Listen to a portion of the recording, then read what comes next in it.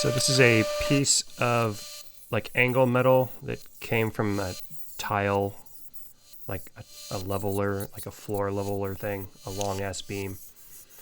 And then I bent it in a sheet metal brake, a fairly heavy duty Harbor Freight one, but you could use heavy duty pliers.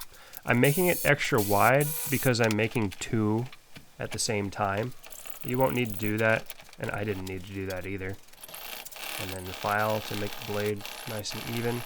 I chose aluminum because it's softer than my cast iron engine block, and I don't risk scraping my engine block. It's kind of a critical thing you don't want to do, because then the gasket won't seat quite perfectly.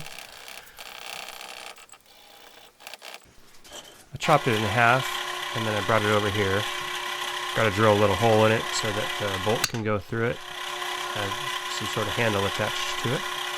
I suppose you could just leave it at that if you don't mind scraping it and holding onto it awkwardly with your fingertips. So in summary, the minimum tools you'll need for this job are a hacksaw, some badass pliers, 2 pairs of badass pliers, or 2 units of badass pliers, and a file and a drill with a drill bit that's appropriate for your bolt, and a bolt and 2 nuts.